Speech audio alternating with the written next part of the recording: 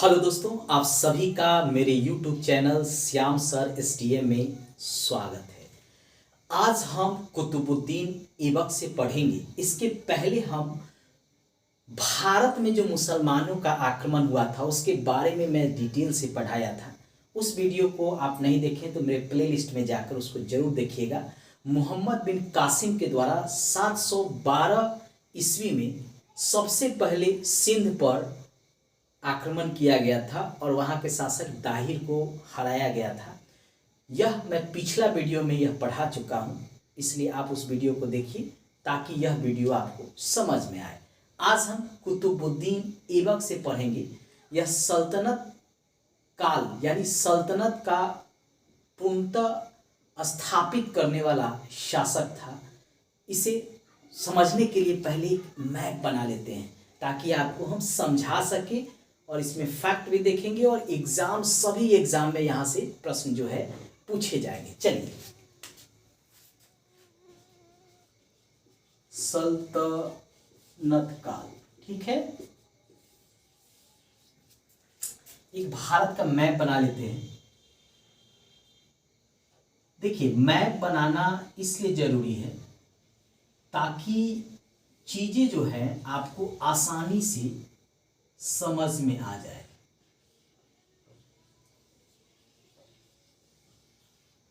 ये बगल में अपना पड़ोसी देश पाकिस्तान है और इसके ऊपर जो है अफगानिस्तान है। अब चूंकि हम सल्तनत पढ़ रहे हैं तो सीधी सी बात है कि इस रास्ते होते हुए भारत में जो है मुसलमान प्रवेश किए थे।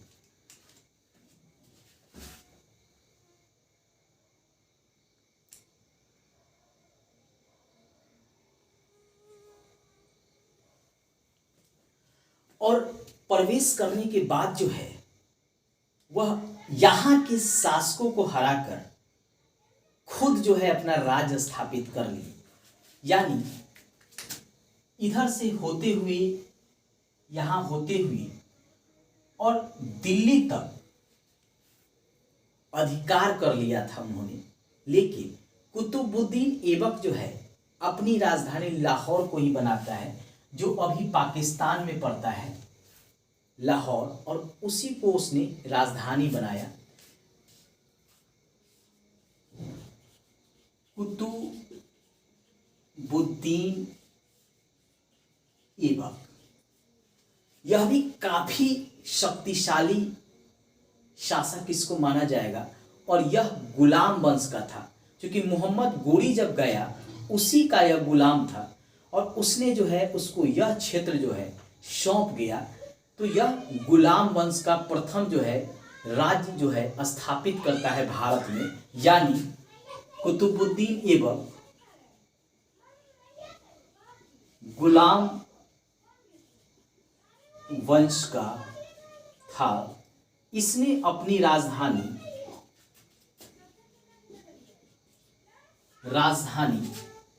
कहाँ बनाया? इसने अपनी राजधानी लाहौर में बनाया। लाहौर जो वर्तमान में पाकिस्तान में पड़ता है। हमसे पाकिस्तान अलग हो गया, बाप बाप होता है और बेटा बेटा होता है। ये बेटा है जो भारत से अलग हो गया, बाप इसका भारत है। तो लेकिन लाहौर में कुतुबुद्दीन ऐबक का राजधानी है जो अभी पाकिस्तान में पड़ता है। तो वर्तमान के दृष्टिकोण से लाहौर जो है पाकिस्तान में है। तो ये इसकी राजधानी था। इसने एक उपाधि लिया था लाख बख्श का, क्योंकि यह रोज दान करता था। पैसा उस समय जो चलता था उसको दान करता था। रोज जो है गरीबों को अनाज, उसकी आवश्यकता की वस्तु दान करता था। इसीलिए इसको लाख बख्श की उपाधि दिया गया है। लाख बख्श की उपाधि किसको? कुतुबुद्दीन ऐबक को। लाखों का दान करने वाला प्रत्येक दिन। भाई लाखों का क्या दान करता था? लाखों का दान करेगा तो उसके पास बचेगा क्या? एक तो महाभारत काल में कर्ण था जो सब चीज दाने कर देता था और दान के कारण ही जो है उसकी मौत हुआ, चूंकि उसके कुंडल और कवच दोनों दान में ले लिया। इंद्र, और उसके कारण जो है उसको बाद में जो है मौत के घाट उतार दिया अर्जुन। ये भी बेचारा जो है हमेशा दाने करता रखता था, तो इसलिए इसका नाम पड़ गया लाख बॉक्स। ठीक है, इसने जो है अजमेर में 2.5 दिन का झोपड़ा का निर्माण किया। अजमेर में जो राजस्थान में अभी पड़ता है, वहां इसने 2.5 दिन का झोपड़ा का निर्माण किया। कहा जाता है कि पहले वो जैन मंदिर था और बाद में जो है उसको तोड़वा के जो है यह जो है एक मस्जिद बना दिया, जिसका नाम दे दिया 2.5 दिन का झोपड़ा। इसके अलावा जो है इसने कुतुबुद्दीन बख्तियार काकी के नाम पर एक महरौली में कुतुब मीनार का निर्माण कराया। कुतुबुद्दीन बख्तियार काकी, यह जो थे सूफी संत थे और इसी के नाम पर जो है कुतुब मीनार का निर्माण कराया गया। कुतुब मीनार का निर्माण कहाँ कराया गया? दिल्ली में। ठीक है, आप जानते ही हैं कुतुब मीनार जो है इस तरह बना हुआ है, यह 5 मंजिलों तक है। ठीक है, 1 2 3 4 5। जैसे ही इसने कुतुब मीनार का निर्माण शुरू कराया, उसी दौरान जो है चौगान खेलते समय कुतुबुद्दीन ऐबक का घोड़े से गिरकर मौत हो गया। कैसे हुआ? चौगान खेलते समय, यानी घोड़े से गिरकर मौत। कैसे? चौगान, जिसको पोलो अभी कहते हैं, चौगान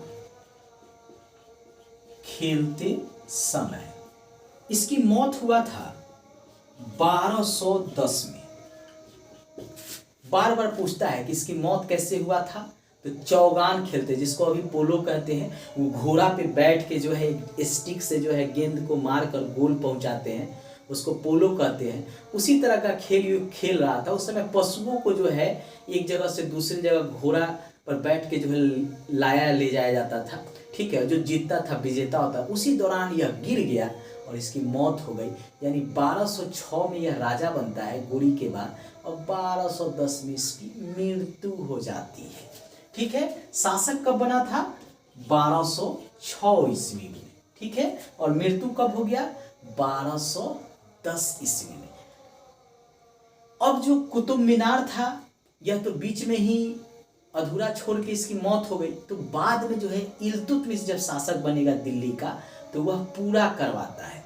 और अंतिम में फिरोज शाह तुगलक जो है मीनार का एक भाग टूट जाता है, तो 5वीं मंजिल का निर्माण कराता है। बार बार एग्जाम में पूछता है। अब प्रश्न कैसे बनेगा यहाँ से, यह भी जानना जरूरी है। पहला प्रश्न तो बनेगा कि कुतुबुद्दीन ऐबक किस वंश का था? गुलाम वंश का। किस वंश का था? गुलाम वंश का यह शासक था। किसका गुलाम था? तो गोरी का था। इसने अपनी राजधानी कहाँ बनाया? तो लाहौर में बनाया। कुतुबुद्दीन ऐबक ने अपनी राजधानी लाहौर में बनाया। इसको कौन सा उपाधि मिला था? तो लाख बख्श का उपाधि इसे दिया गया था। यह भी कई बार एग्जाम में पूछता है। कहाँ पर इसने 2.5 दिन का झोपड़ा का निर्माण कराया? तो अजमेर में, जो वर्तमान में कहाँ पड़ता है? राजस्थान में। उसके बाद पूछता है कि किसने कुतुब मीनार का निर्माण शुरू कराया? तो कुतुबुद्दीन ऐबक। किस पर? तो कुतुब मीनार का जो निर्माण है वह कुतुबुद्दीन बख्तियार काकी, इन्हीं के ऊपर निर्माण कराया। ये सूफी संत थे। उसके अलावा कैसे हो गया इसका? तो चौगान खेलते समय घोड़े से गिरकर इसकी मौत 1210 में हो गया। और उसके बाद इसका पुत्र आराम सा शासक बनता है। ठीक है, आइए उसको भी देखते हैं।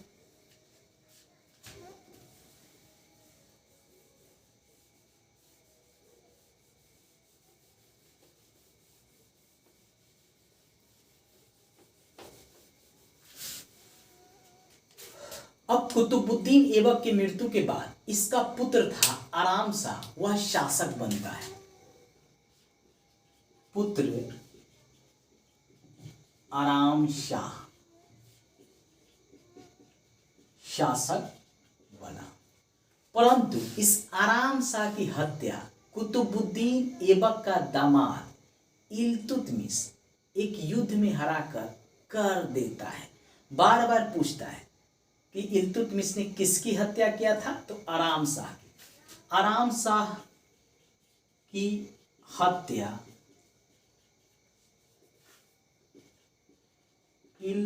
इल्तुतमिश द्वारा किया गया। इल्तुतमिश जो था वह कुतुबुद्दीन ऐबक का दामाद था। क्या था? दामाद। और फिर यह दिल्ली पर शासक करने लगता है। इसने अपनी राजधानी लाहौर के जगह दिल्ली को बनाता है। इल्तुतमिश राजधानी दिल्ली को बनाता है। यह क्या करता है, यहां से जो है राजधानी उठाकर यह दिल्ली ले आता है, और पहले जो था लाहौर में था। ठीक है, अब यह दिल्ली राजधानी ले आता है और यह अपने आप को इलबरी तुर्क कहता है, यानी स्वतंत्र शासक।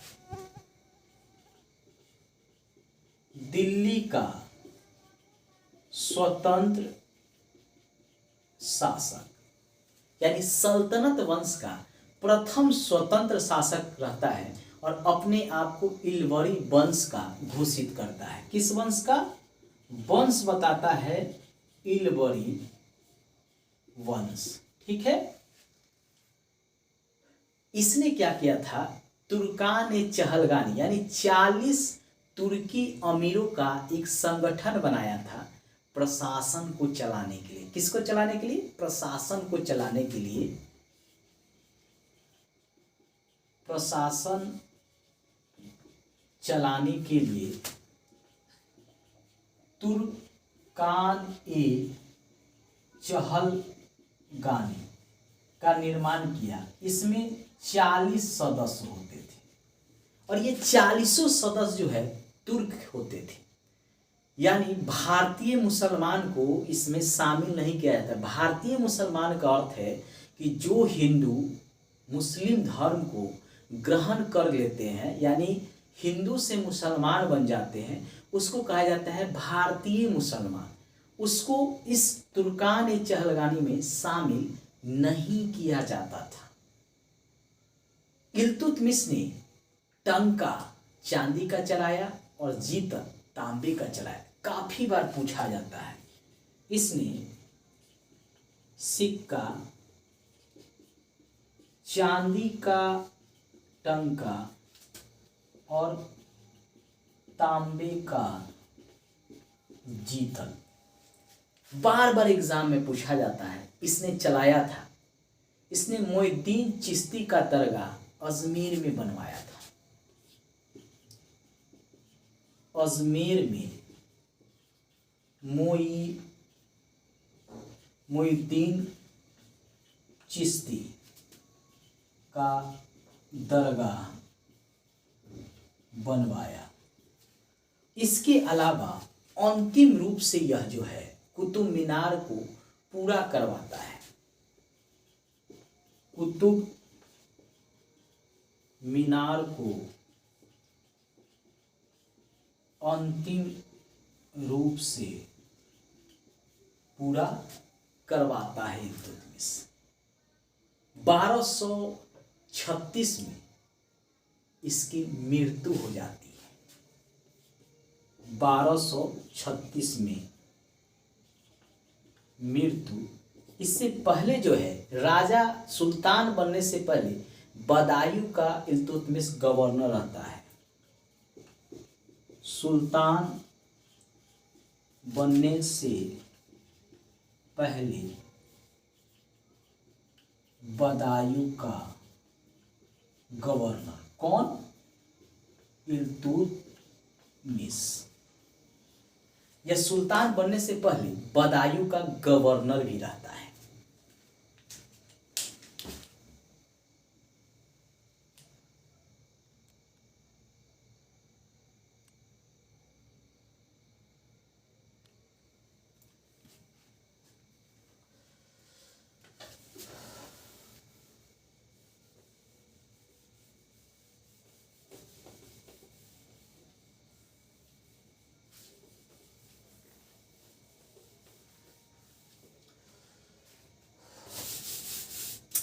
इल्तुतमिश के बाद उसका पुत्र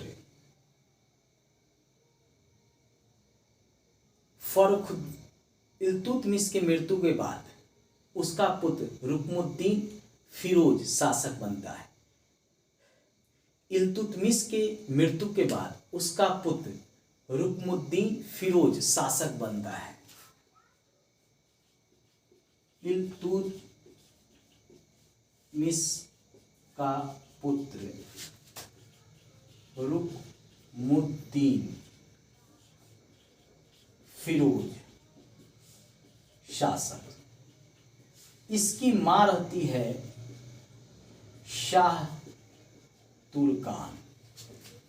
रुकनुद्दीन फिरोज की मां रहती है शाह तुर्कान, ठीक है, ये मां है। और यह इल्तुतमिश जो है पिता है। शाह तुर्कान का दिल्ली की गद्दी पर काफी जो है बोलबाला रहता है। मतलब अगर महिला का प्रशासन में हस्तक्षेप हो तो यह तुर्की अमीरों को मंजूर नहीं था। यानी तुर्क के चहलगानी में जो 40 सदस्य शामिल थे उनको मंजूर नहीं था। और वह क्या करते हैं कि रुकनुद्दीन फिरोज को हटाकर रजिया को शासक बना देते हैं। यानी रजिया दिल्ली सल्तनत की शासिका बनती है। रजिया सुल्तान 1236 ईस्वी में शासिका बनी। अब रजिया सुल्तान तो शासिका बन गई, लेकिन तुर्कान ए चहलगानी जिसमें 40 जो तुर्की अमीरों का जो संगठन है वह बार बार उसके प्रशासन में हस्तक्षेप करता है। वह चाहता है कि रजिया कठपुतली बना रहे, क्योंकि एक महिला थी और वह पीछे से शासन करती रहे। लेकिन रजिया एक महत्वाकांक्षी शासक का रहती है और वह इस चीज़ को स्वीकार नहीं करती। और उसी दौरान जो है उसका मतभेद हो जाता है। जो 40 तुर्की प्रशासन में जो सदस्य रहते हैं, उसके बाद रजिया जो है जलालुद्दीन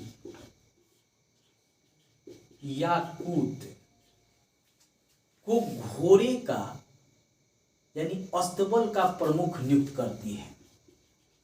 अस्तबल का प्रमुख नियुक्त करती है। कहा जाता है कि ये जलालुद्दीन याकूत जो था इससे रजिया का प्रेम प्रसंग था और जो तुर्की अमीरों को पसंद नहीं था। क्योंकि रजिया जो है अंदर एक महिला थी, उसको भी एक पति चाहिए, एक प्रेमिका चाहिए। तो वह जो है जलालुद्दीन याकूत से प्रेम करती थी। और यही चीज जो है जो तुर्की अमीरों का संगठन था तुर्कान ए चहलगानी, उसको पसंद नहीं था और वह रजिया का विरोध करते थे, क्योंकि यह गैर तुर्की था। और इसी के कारण मतभेद बढ़ता गया। बाद में जो है रजिया भटिंडा के शासक अल्तुनिया के खिलाफ युद्ध करने जाती है और वहीं अल्तुनिया से हार जाती है। भटिंडा के शासक अल्तुनिया से युद्ध में रजिया सुल्तान हार जाती है।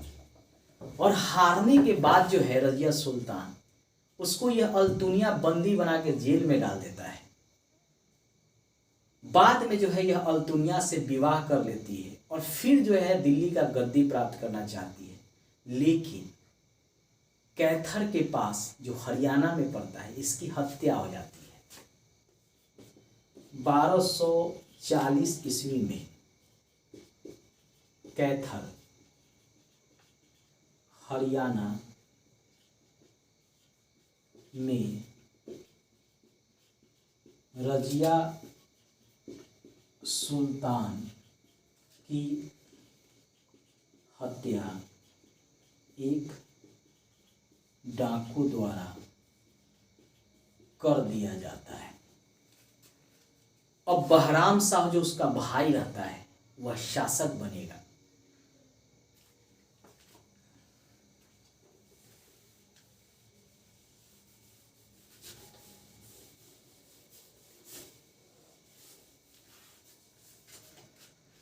बहराम शाह रजिया के बाद शासक बनता है, लेकिन कुछ समय तक रहता है।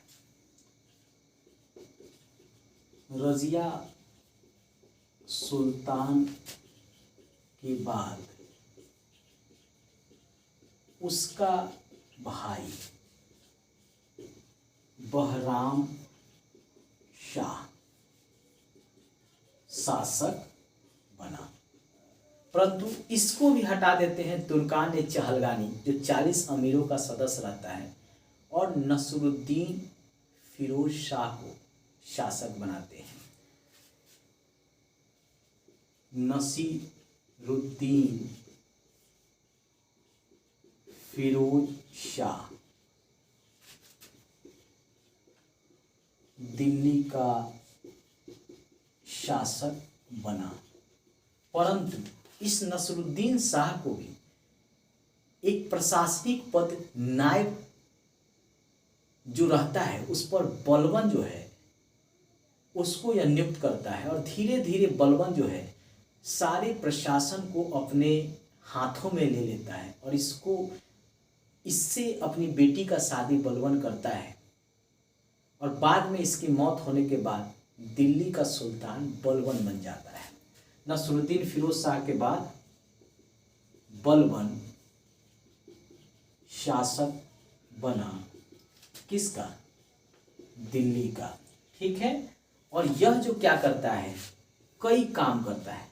पहला तो जो है शाह तुर्कान जो है, जो अभी भी जो महिला रहती है उसको जिंदा रहती है, उसका जो फिर से पकड़ बनाने की कोशिश करती है उसको यह क्या करता है, रोकता है। उसके बाद तुर्कान ए चहलगानी को समाप्त कर देता है। तुर्कान ए चहलगानी को समाप्त करता है। इसके अलावा यह जो है नौरोज का त्यौहार शुरू करता है, पैबोस और सिजदा को भी शुरू करता है। नौरोज, पैबोस और सिजदा ईरानी परंपरा को शुरू करता है, और अपने आप को अफरासियार का वंशज, ईरान में था अफरासियार, उसका बलबन जो है वंशज बताता है। और ईरान में ही यह जो है सिजदा, पैबोस ये सब चलता है, इसको जो है सल्तनत में भी लागू करता है। इसके अलावा अस्थाई सैनिक शुरू करता है, और ये दीवान ए अर्ज नामक एक सैनिक विभाग की शुरुआत करता है। दीवान ए अर्ज नामक सैनिक विभाग का गठन करता है। काफी बार यह एग्जाम में पूछा गया है। उसके बाद बलबन की मृत्यु हो जाती है, और कैकुबाद जो उसका बेटा रहता है वह शासक बनता है। उसके बाद शमसुद्दीन बनता है, उसको हटा के जलालुद्दीन खिलजी जो है शासक बन जाता है। बलबन का बेटा कैकुबाद शासक बना, परंतु शराब पीने से इसकी मौत हो जाती है, और कैकुबाद का बेटा जो है शमसुद्दीन रहता है, उसको हराकर जलालुद्दीन खिलजी जो है दिल्ली के गद्दी पर अधिकार कर लेता है। यानी जलालुद्दीन खिलजी ने खिलजी वंश की स्थापना करता है। नेक्स्ट वीडियो में हम जलालुद्दीन खिलजी के बारे में पढ़ेंगे, जिसमें अलाउद्दीन खिलजी जो है फेमस है, उसके बाद मुबारक खिलजी है, इनके बारे में डिटेल से पढ़ेंगे। उस वीडियो को भी आप जरूर देखिएगा। एग्ज़ाम में कैसे प्रश्न आएंगे मैं आपको शुरू से ही बता रहा हूँ। यहाँ भी जो है वह आपसे बलबन के बारे में ज़्यादा पूछेगा। किसने तुर्कान चहलगानी को समाप्त किया? तो बलबन ने समाप्त किया। नौरोज, पैबोस और सिजदा जो ईरानी परंपरा था, किसने शुरू किया? तो बलबन ने शुरू किया। दीवान अर्ज नामक विभाग जो है सैनिक विभाग, किसने शुरू किया? तो बलबन ने किया। बार बार एग्जाम में ये पूछा जाता है। उसके अलावा किसने जो है इसकी सत्ता को समाप्त कर दिया और खिलजी वंश की स्थापना किया? तो जलालुद्दीन खिलजी। इसका नाम भी बार बार आता है, तो ये प्रश्न के रूप में आते हैं। लास्ट में यही कहेंगे, मेरे चैनल को सब्सक्राइब कर घंटी को दबा लीजिएगा और शेयर भी कीजिएगा। धन्यवाद।